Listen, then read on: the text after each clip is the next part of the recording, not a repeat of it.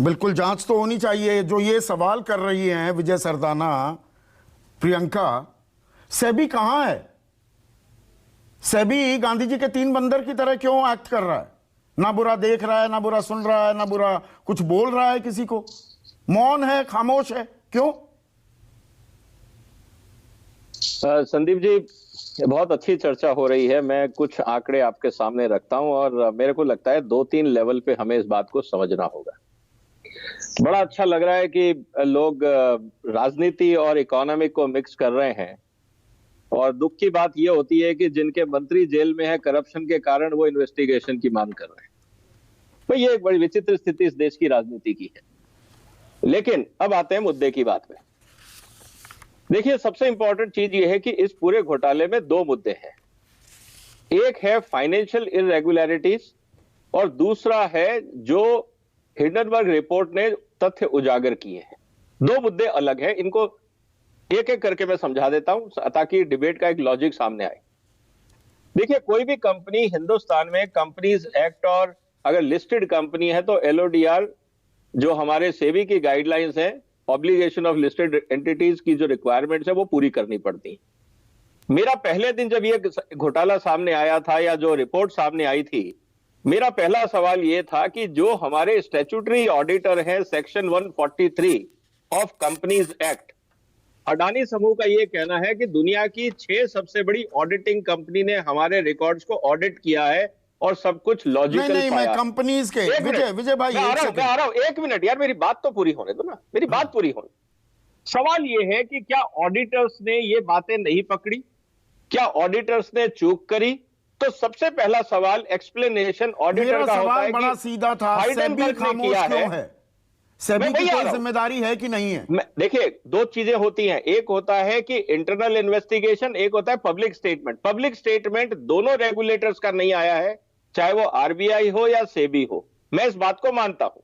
लेकिन 3,85,000 करोड़ रुपए wipe out हो जाएं, इसमें आम आदमी का भी पैसा है, ये कोई सामान्य साधारण सी बात नहीं है। नहीं, देखिए ऐसा है कि 3,85,000 करोड़ रुपए जिसकी आप बात कर रहे हैं, वाइप आउट और लॉस की परिभाषा क्या है आपकी? मैं मेरा उदाहरण दूं आपको, एक सिंपल सी बात है।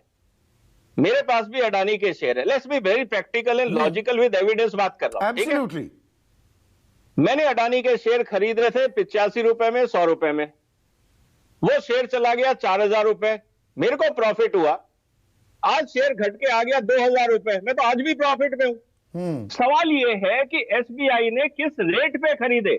जब तक यह पता नहीं लगेगा एलआईसी ने किस रेट पे नहीं खरीदे, किस रेट पे खरीदे, जब तक यह पता नहीं लगेगा, हम कैसे कह सकते हैं घाटा हो गया? इसके अंदर अच्छा किया आपने एलआईसी का जिक्र किया। हमें यह भी क्या नहीं पता होना चाहिए, ये मैं सितंबर 2020 से सितंबर 2022 2 साल के दरमियान अडानी एंटरप्राइज में जहां 1% से कम हिस्सेदारी थी एलआईसी की, बढ़कर 4.02 हो गई।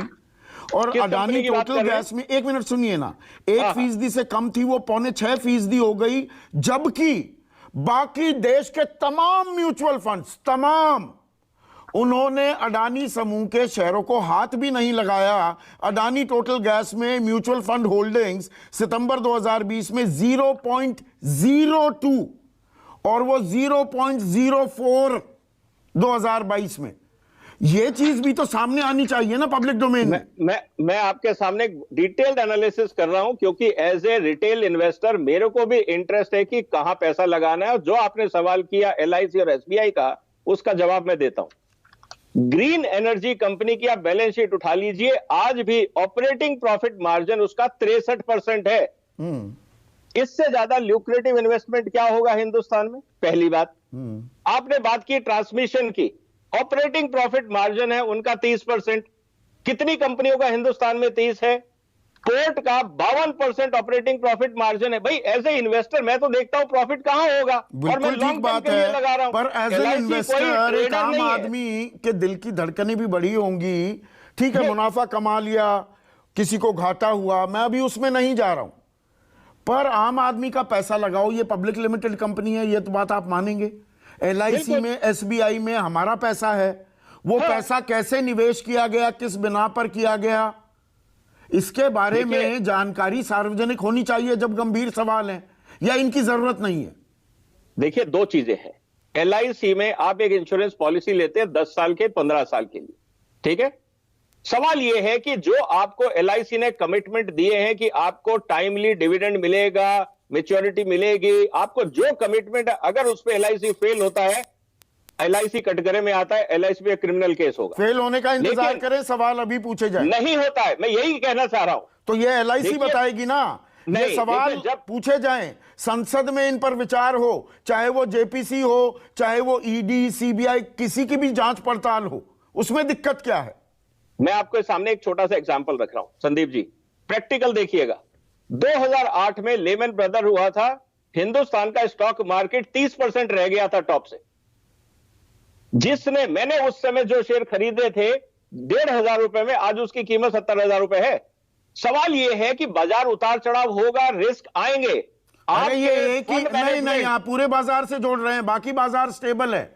अडानी समूह और उनसे जुड़ी हुई कंपनी या जिनका एक्सपोजर है वो ज्यादा धड़ाम हो रहे हैं। इन दो बातों में फर्क है। देखिए, आप बिल्कुल, नहीं अब नहीं, मैं- यू कंपेयरिंग एप्पल्स एंड नहीं ऑरेंजेस। नहीं नहीं, अब मैं उसका जवाब दे दूं। हाँ। मैं उसका जवाब दे दूं। आज इतना गिरने के बाद भी अडानी शेयर आज भी महंगे हैं। अगर अडानी शेयर इतने और गिर जाते हैं 50%, मैं तब खरीदूंगा।